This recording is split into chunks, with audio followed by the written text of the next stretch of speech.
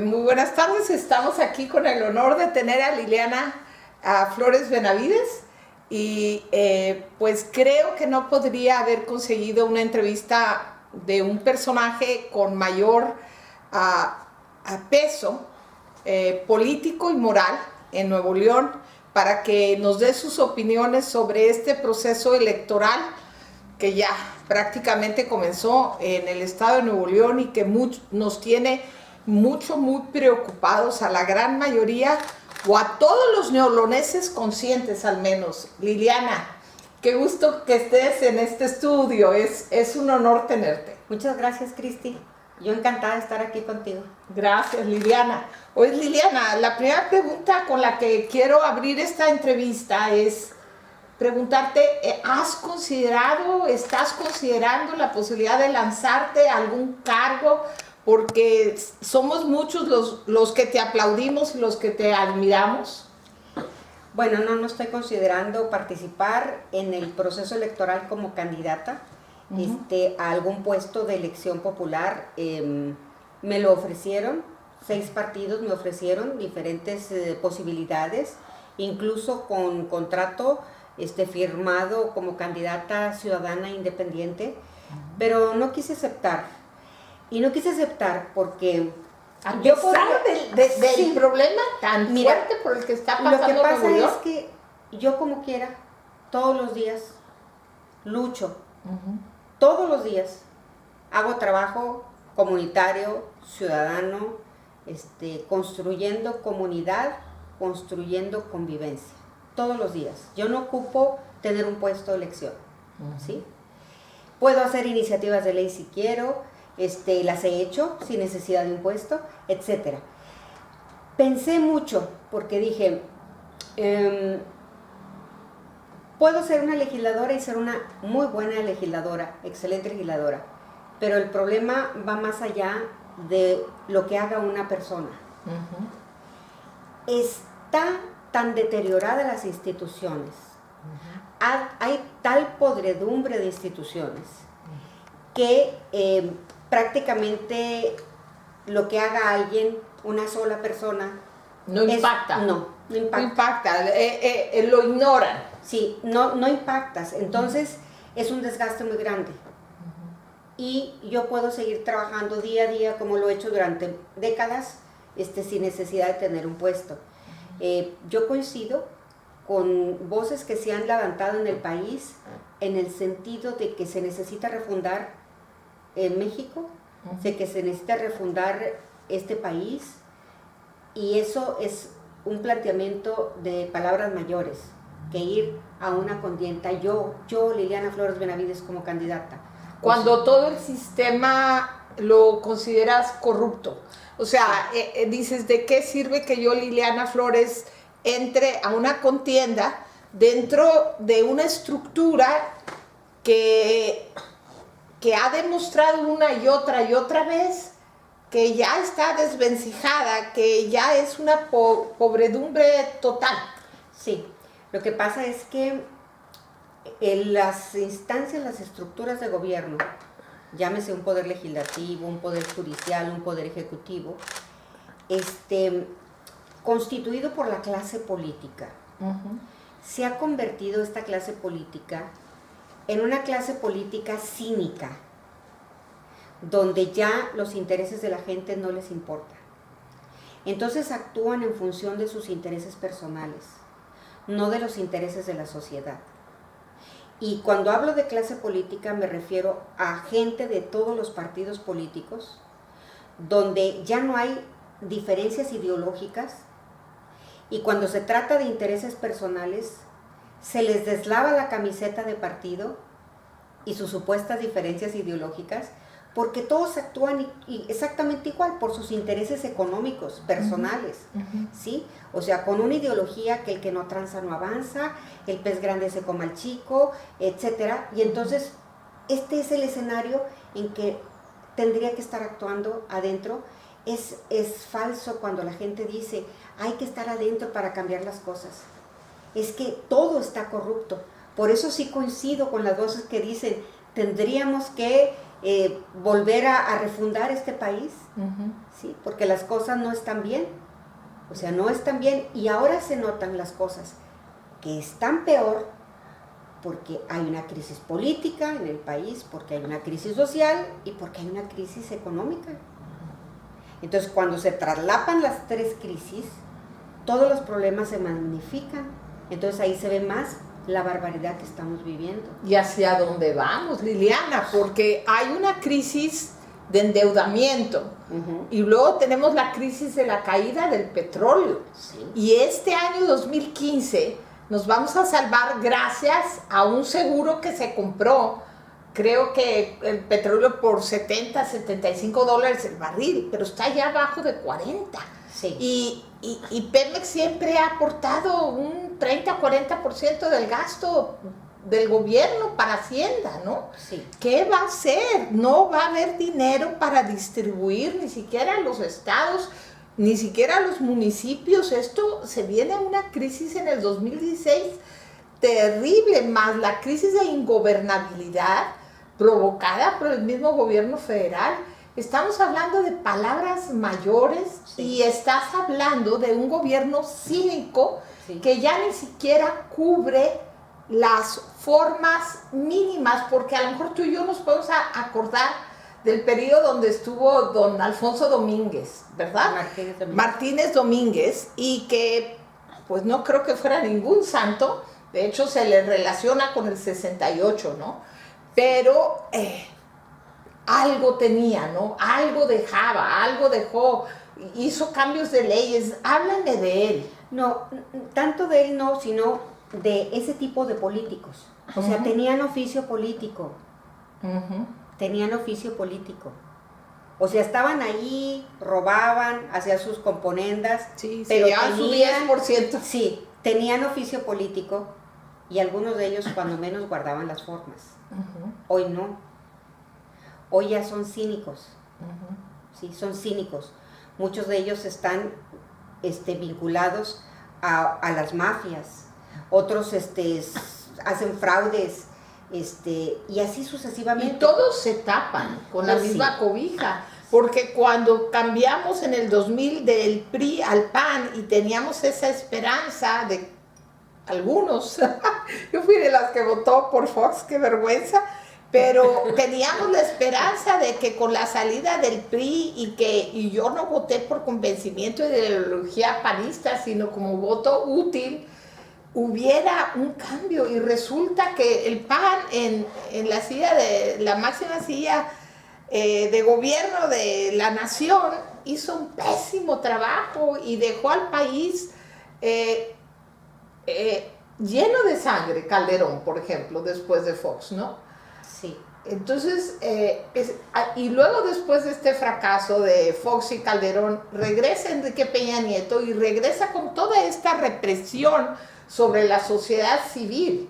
El desmantelamiento del país por el otro lado, y aparte con una clase política que ahora lo que pondera es la popularidad y no la capacidad en los actos de gobierno. Y ahí lo vemos, el mismo es el holograma de lo que estoy diciendo. O sea, pongan a un candidato guapo, aunque sea un inútil, ¿sí? Y la mercadotecnia electoral, yo he dicho, puede hacer que un asno sea presidente, ¿sí? Y tenemos, por ejemplo, el caso de Nuevo León de Medina, Rodrigo Medina. Ah, sí, la cara bonita, pero es un inútil. El mayor endeudamiento en la historia de Nuevo León. Están comprometidos todos los recursos futuros de Nuevo León para pagar las deudas. O sea, ¿qué va a suceder? Y aún así quieren a Monterrey 6. Sí. O 57,000 millones de pesos más. Y por el otro lado vemos pues las candidatas de los partidos.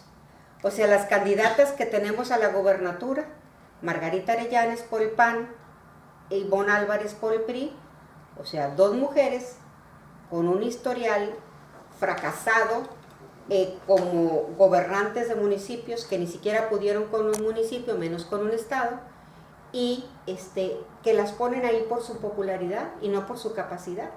Esa es la clase política. O sea, todavía está teniendo todavía una reconversión, ¿sí?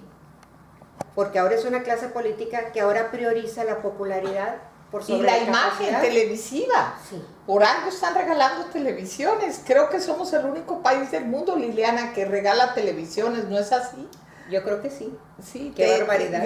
Yo hice un poco de investigación y somos el único país del mundo que le regala televisiones a sus ciudadanos y en pleno tiempo electoral. ¿Y por qué? Porque hoy en día es como se venden las televisiones y todos los medios de comunicación, pues están encantados porque son cantidades multimillonarias que se invierten en publicidad abierta y encubierta también, ¿no? Sí, sí, sí. O sea, aquí vemos también el papel, pues, de las televisoras, ¿sí? Y no solamente a nivel nacional, del impacto que se tienen estos medios de comunicación, sino también de los estados. Ahora, por otro lado, Liliana, yo sí he notado una resistencia entre la sociedad civil consciente. Ahora ya sabíamos que se perfilaba Margarita Arellanes, que abandonó el cargo de alcaldesa cuando había prometido, y está el video en las redes sociales que había prometido completarlo y lo abandonó para intentar ir a ser candidata del PAN. Y luego está Ivonne Álvarez, que también a su vez anteriormente abandonó el cargo de alcaldesa de Guadalupe para convertirse en diputada, ¿no? Estas dos mujeres, ¿qué imagen están dando ante la sociedad civil pensante? Bueno, tienen muy mala imagen. Eso lo vimos, por ejemplo, con la respuesta de sus candidaturas en las redes. O sea, las dos mujeres fueron vapuleadas. Hay gente que ha dicho o que quiere manejar el argumento de que se les está tratando así porque son mujeres. Y no es así. No es así. Sino que se les está vapuleando por sus antecedentes de gobierno. O sea, las dos mintieron habiendo comprometido un antenotario, yo entré ante los medios de comunicación y está grabado, de que no iban a renunciar a sus puestos y que iban a estar ahí hasta el último día, cosa que no cumplieron, siendo una alcaldesa de Guadalupe y la otra de Monterrey. Entonces, es mentir a la gente. La otra es, cuando dejan su puesto, están haciendo una traición al ciudadano que confió en ellas y depositó su voto para que ocuparan un puesto. O sea, se están burlando del acto consciente del ciudadano de ir a votar por ellas. Y por el otro lado, dejaron sus municipios endeudados, totalmente en un desastre, las calles llenas de hoyos, de baches, llenos de basura, aquellos que están pavimentadas. Sí, o sea, sí. Dejaron sus municipios en condiciones nefastas, donde ahí se ve que ni siquiera para resolver un problema urbano de los hoyos de que hay en las calles, en las banquetas, ni siquiera eso lo pueden resolver. El más elemental, que hasta yo creo que una persona de secundaria que ocupara un puesto de esos con buenas intenciones podría resolverlo, mandar tapar los baches, ni siquiera claro, eso, ¿verdad? Ni siquiera eso. Pero ¿qué tal para los desfiles navideños, Margarita? Sí, muchos globos y muchas fiestas, también la otra alcaldesa. Entonces estamos ante dos personajes que son la expresión de la clase política cínica y que prioriza la popularidad por sobre la capacidad. Y este es un mensaje que sí capta la ciudadanía medianamente consciente y lo ha demostrado en las redes porque las ha hecho garras. Ahora, habría que ver si esa inconformidad se traduce a la hora de ir a votar. Y en primer lugar necesitamos a un candidato que haga contrapeso. ¿Cuál es tu opinión? La opinión que tienes de el licenciado Jaime, que le dicen el Bronco, que fue alcalde de García. Bueno, mira, él es un candidato que en términos pragmáticos es un candidato independiente porque él no fue dediado en el PRI. Porque si realmente fuera una persona que se sale del PRI porque no está de acuerdo con lo que el PRI está haciendo, entonces cuando menos habríamos escuchado alguna crítica de él hacia el gobernador. Pero nunca lo ha criticado, ni tampoco ha criticado a Peña Nieto. Estaba yo leyendo, de hecho, en su mensaje de despedida, que decía que se iba en buenos términos, que se despedía del PRI, que la despedida fue este mes de enero de este año 2015 apenas, y que no pensaba él hacer ninguna crítica áspera porque se iba sin resentimiento, lo cual a mí me pareció también bastante mediocre. No sé qué opines. Sí, ahora, quiero sí dejar diferenciado una cosa. Una cosa es lo que yo opine de su candidatura y otra cosa es mi opinión en torno a él como candidato independiente y a todos los candidatos independientes. Mira, por presiones internacionales, el gobierno mexicano se tuvo que ver obligado a aceptar que hubiera candidaturas independientes sin partidos políticos.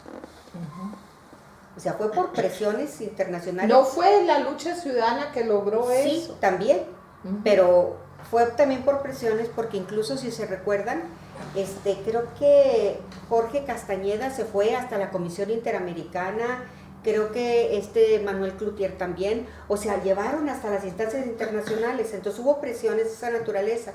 Entonces, el gobierno mexicano, a través del Congreso de la Unión, hace que se vote que haya candidaturas independientes, pero pone la canasta muy alta de requisitos para simular que hay democracia en México y que se puede contender sin partido.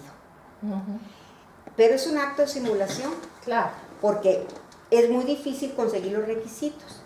Entonces mi posición es que cualquier ciudadano, esté yo de acuerdo o no con sus planteamientos, tiene el derecho de estar en la boleta. Porque el hecho de que esté en la boleta es que estamos defendiendo el derecho del ciudadano a ser votado. Aunque luego no le des el voto.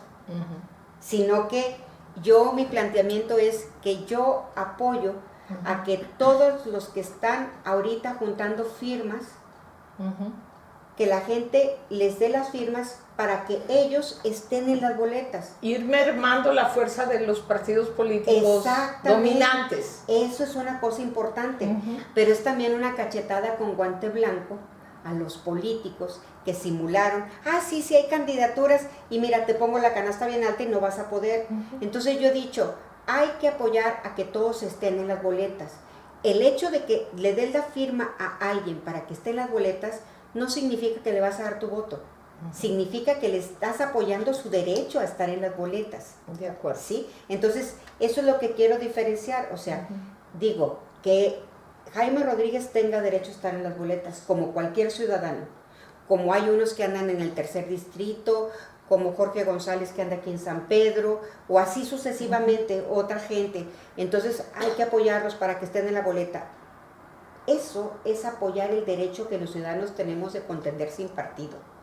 Claro. Y el hecho de que des la firma no significa que estás apoyándolo con tu voto, o eso es otra cosa. ¿Sí? Entonces eso sí quería diferenciar de mi planteamiento, porque yo sí he estado planteando que se les dé las firmas a todos aquellos que pretendan. Porque si logramos que muchos estén, es una cachetada con guante blanco de los ciudadanos a los políticos de decirle, mira, estoy mermando tu fuerza y a pesar de que me la pusiste en la canasta alta, hemos logrado los ciudadanos que ahí estén. ¿Sí? Claro. Entonces ese es en torno a ese candidato. Y con respecto al panorama inmediato de Nuevo León, Está muy triste, Cris. es tristísimo. Actualmente veo que en las redes se está aclamando a David Noel, rector del TEC, pero me decías que ya no tiene posibilidades.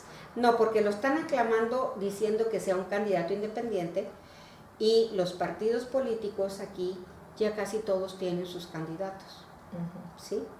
Entonces él tendría que ir por un partido, primero, no como un candidato así independiente, porque el plazo para inscribirse como independientes se cerró. ¿sí? El día 8 de diciembre del 2014. Entonces muchos no saben esto. Entonces lo andan aclamando, que sea y que sea. Hay por ahí una candidata también Sí, a gobernadora, muy pero entonces interesante. se cerró el plazo para ella también. No, una cosa es el plazo para inscribirte y puedas ser aspirante a candidato independiente. Ya. Luego tienes que juntar firmas para que puedas estar en la boleta como candidato independiente. Digamos que son como varias etapas. Sí. Entonces, la candidata es Silvia Ordóñez, es una mujer economista con maestría, una mujer de 65 años, con un bagaje intelectual muy interesante. Es una propuesta interesante, innovadora, así como que de repente cuando leo, pareciera ser así como la José Mujica, que pudiera ser la José Mujica. El grave problema es que junte las 103,000 firmas. ¿Sí? Y también el tiempo está sumamente acotado, Sí, ¿verdad? porque tienen que entregar las firmas, creo que es el 16 o el 17 de febrero. Entonces tienen 40 días para empezar a juntar firmas. Entonces andan en las calles, andan juntando. Y yo digo, bueno, pues hay que apoyar el esfuerzo de los ciudadanos que quieran, que ahorita son aspirantes, para que sean candidatos independientes en la boleta. Ya luego verán si votan o no por ellos. Pero es una forma también de ir debilitando a la partidocracia. Sí. Porque si la gente dice de entrada, no, pues no se va a poder juntar las firmas, pues ¿quiénes van a estar bien contentitos? Pues los partidos. Claro. Pero luego también existe esta otra posibilidad que al menos yo la veo, no sé tú, Liliana, de que estén atomizadas todas las fuerzas que sean independientes de los partidos políticos. Se ha estado manejando en los periódicos la posibilidad de que Fernando Elizondo Barragán sea un candidato del Partido Movimiento Ciudadano. ¿Cuál es tu opinión con respecto a este posible candidato? Bueno, él es un candidato serio, es un candidato con experiencia. No creo que tenga mucho carisma, pero sí tiene capacidad. ¿Sí? Entonces creo que si él se lanza, es una interesante alternativa para la gente.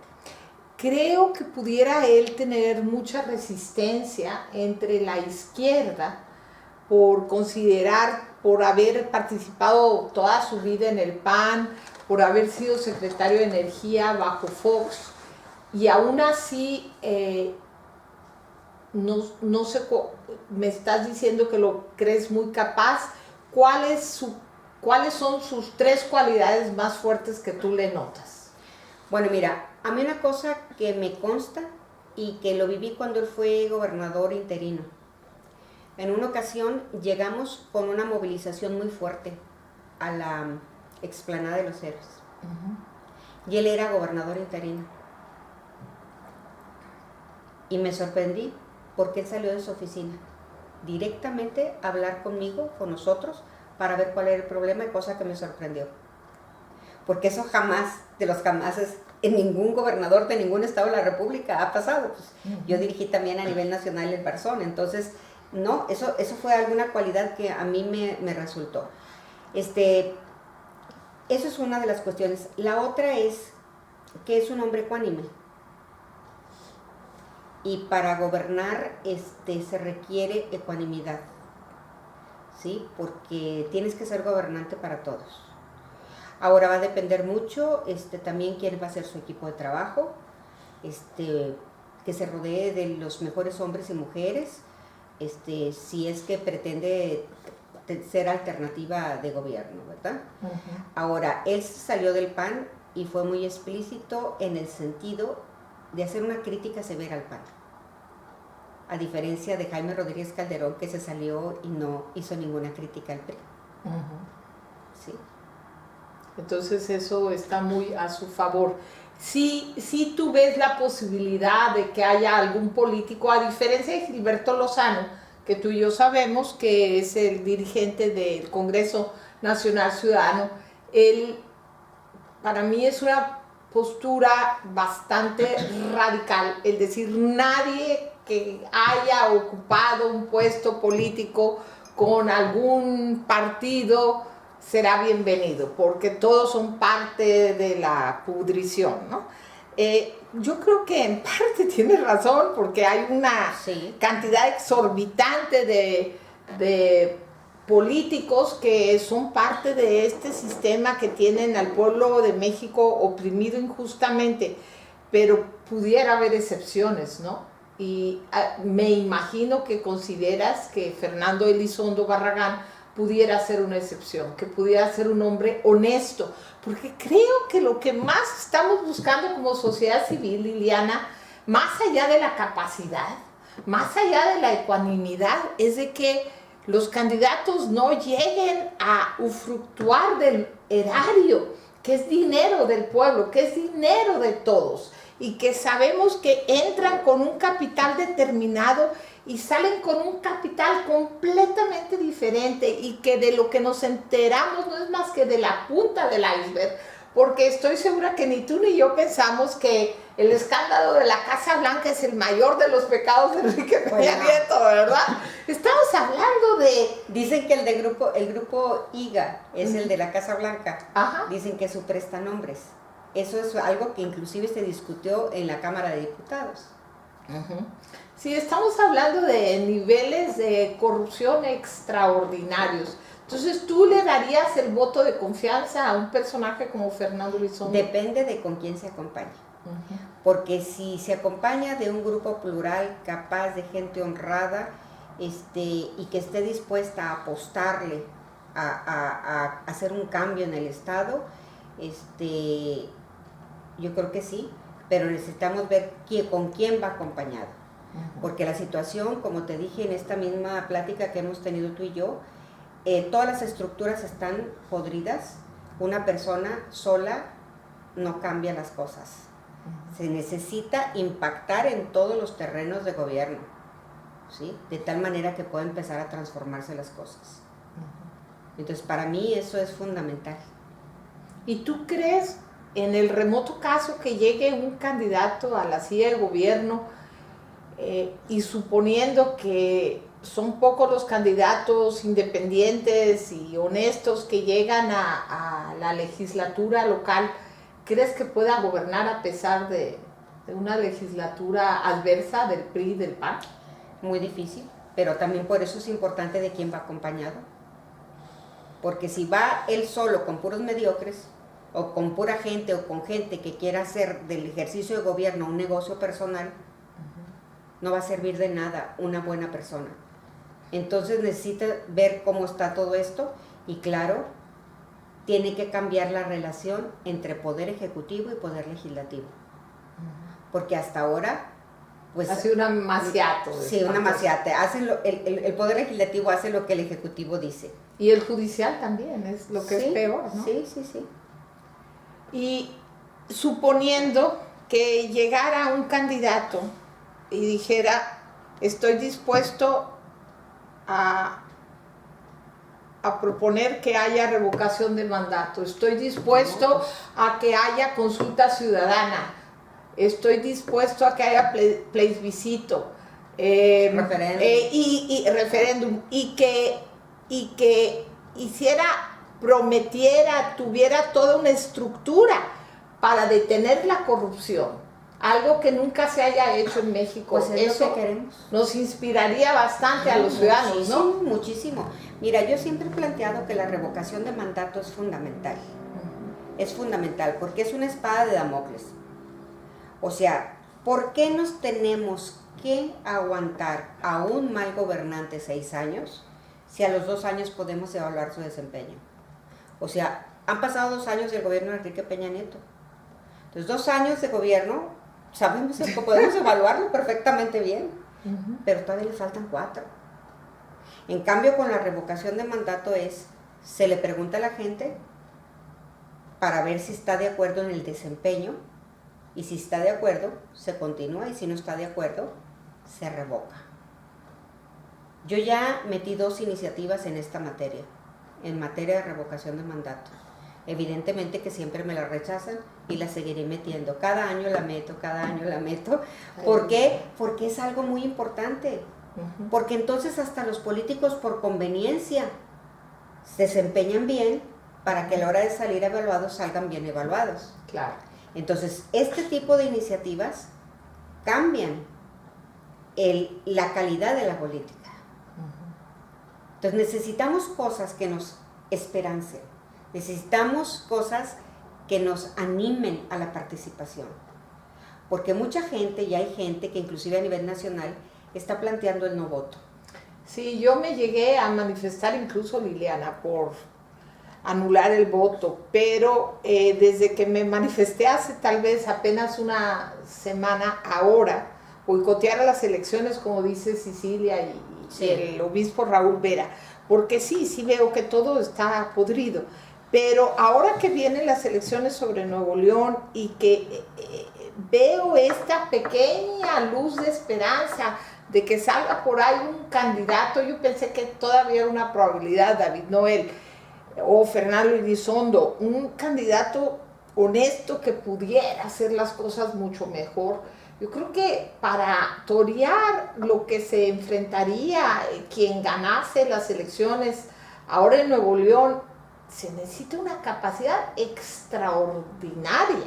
No estamos hablando de alguien inteligente, estamos hablando de alguien sumamente capaz y, como dices tú, con el oficio de gobernar, con el oficio de también las fuerzas que entren en choque para dirigir un estado. Pues muchas se contraponen, ¿no? Sí. Tienes que tener la habilidad para manejar todos esos intereses diversos, los intereses sindicales de los líderes, que son terribles, los intereses de los empresarios de la IP y del Grupo de los 10 de Nuevo León, los intereses del pueblo, los intereses de la clase media, los intereses de la élite. Digo, un gobernador está obligado a gobernar para todos, ¿no? Claro. Pero en realidad está obligado a gobernar para las mayorías, y las mayorías son las que nunca tienen voz y voto. Por ahí se debería de hacer algo también. Nunca son escuchadas, no tienen cámaras, no tienen en realidad buenos representantes. ¿No has pensado en cómo sí se podría escuchar a las mayorías? Se tiene que hacer un programa de gobierno, por eso no solamente es quién es la persona, el candidato, quién es su gabinete, su equipo, y cuál es su propuesta de gobierno. Ahí va el contenido y ahí nos va a explicar todo. Si son 3 cosas: candidato, gabinete y propuesta. Y por el otro lado, volviendo al tema de la anulación del voto, aquí está surgiendo en Nuevo León una corriente en ese sentido, y yo lo he reflexionado mucho. Están equivocadas las personas que plantean anular el voto. Plantean anularlo porque dice que es una farsa las elecciones. Y yo puedo coincidir de entrada con ese planteamiento. ¿Sí? Que es una simulación, que todo está tamaleado, que las autoridades electorales no son confiables, que va a haber compra de votos. Y ahorita ya tienen los dados cargados hacia el PRI, además en Nuevo León. Puedo coincidir en eso. El problema es que se olvidan que la clase política ya es cínica. Entonces ellos están planteando que si la gente no vota es un golpe moral en contra de los políticos, pero si los políticos no tienen moral, o sea, si los políticos no tienen moral, o sea, entonces impactar con eso para afectarlos no les afecta. No, y acaban de cambiar las reglas. El voto nulo es un voto a favor del PRI o del PAN, porque ellos tienen su voto duro, que va a votar aunque nadie vote. ¿Sí? Entonces estás votando automáticamente, al no ir a votar, estás votando por el PRI o por el PAN. Y ya vimos que esos 2 proyectos aquí tienen el Estado hecho garras. Entonces tenemos que ir a votar. Tenemos que ir a votar. Entonces hay que hacer un último esfuerzo para construir una alternativa. Pudiera ser un esfuerzo inmediato, ¿no?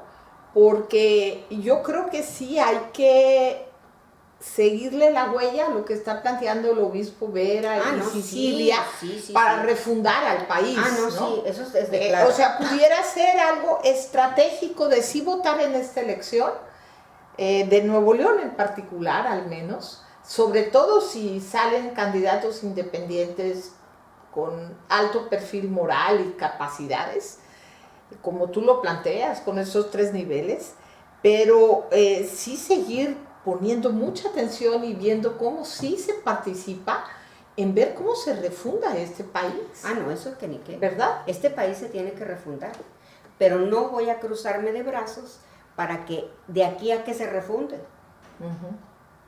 O sea, es prácticamente el no votar y el cruzar los brazos es rendirte desde ahora, sin estar luchando para ir generando desde abajo las condiciones de poder refundarlo. Entonces, tenemos que participar. Y si logramos que en un momento dado, en varios estados de la República, creo que son 17, o no sé cuántos va a haber elecciones, algo por el estilo, 17. ¿Para gobernador? Para gobernador. Que no todos los gobernadores sean del PRI ni del PAN, o sea, que pudiera haber ciudadanos, o sea, ver cómo poder hacerle para poder ir cambiando un poco esto. ¿Te enteraste que estuvo a punto un candidato ciudadano apoyado por el Movimiento Ciudadano en Jalisco de ganar la gubernatura? Alfaro, le faltaron 3 o 4 puntos. Fíjate. Y cuando le preguntaron, ¿qué te faltó? Dijo 2 semanas de campaña. Pues entonces urge que algunos personajes que pudieran lanzarse se lancen cuanto antes, ¿no? Porque pues ya sabemos que Margarita tiene muchos meses de estar en campaña y... Tus 3 años de gestión tiene de campaña. Así es. Sí. Y Ivonne Álvarez igual. Así es. Entonces, pues muchísimas gracias, Liliana. ¿Algo más que quieras agregar para la audiencia? Para tu audiencia. No, al contrario, muchas gracias por invitarme a esta plática. Gracias, al contrario, gracias por haber aceptado. Ha sido un honor.